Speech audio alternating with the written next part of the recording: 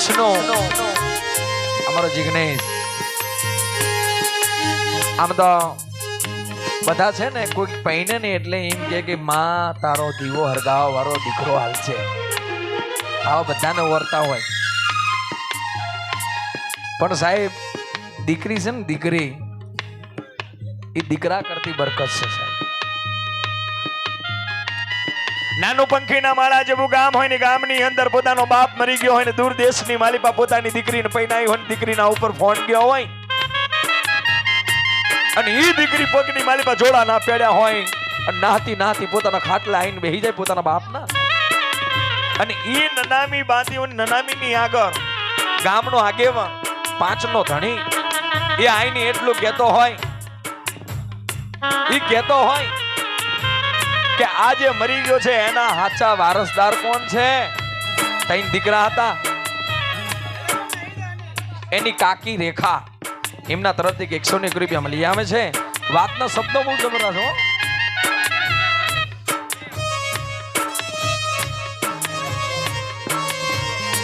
જય અંબે રામતર એમના ભરતથી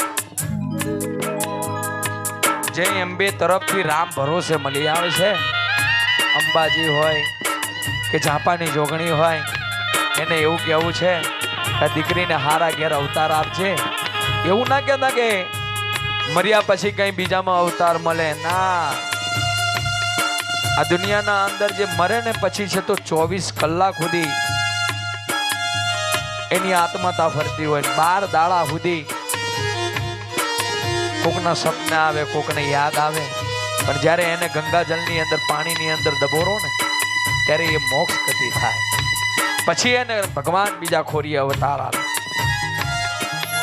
કહેવાતમાં કીધું છે ને ગામડાની અંદર પોતાનો બાપ મરી ગયો, 3 દીકરા છે, 1 દીકરી છે, મરી ગયો છે, નનામી બાંધી છે. કહેવત મેં કીધું છે ને ભાઈ, કોઈ એમ કહેતો કે દીકરી આવી અને એ કે મારે દીકરી નથી જોતી દીકરીઓ જોતી હતો એ મોટો અભાગ્યો છે. દીકરી તો વાલનો દરિયો છે યાર, દીકરી તો તુલસીનો કેરો છે. આ દુનિયાના અંદર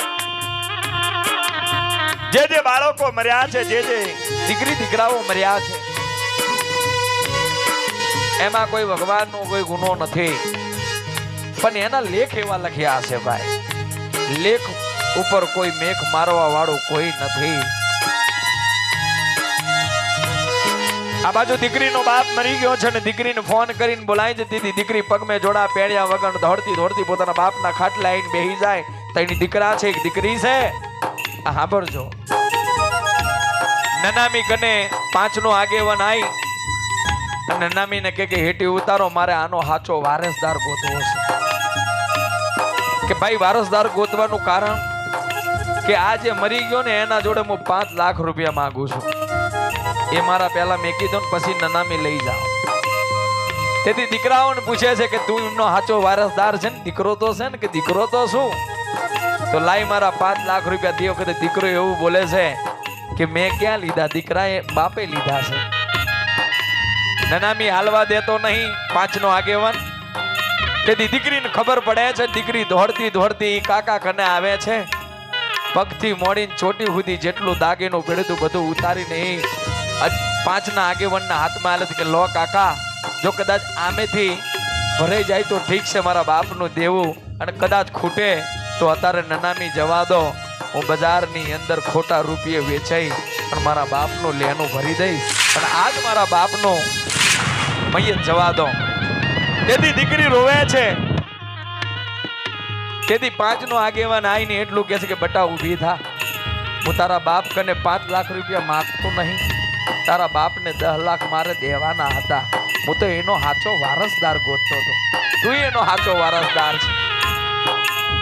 પણ ઈ દીકરી કદાચ બાપે કારી મજૂરી કરી માથે ટોપલા ઉપાડીને મોટી કરી હોય અને ઈ દીકરીના લગ્ન કર્યા હોય અને ઈ બાપ આખી જિંદગી ના રોયો હોય, ચિમનભાઈ આખી જિંદગી ના રોયો હોય, પણ જ્યારે એનો કલેજાનો કટકો સવારે 4 વાગે વરાવે ને ત્યારે એ દીકરી આઈને પોતાના બાપને બથે ફરે અને પોતાના બાપને કહે કે પપ્પા હું જાઉં.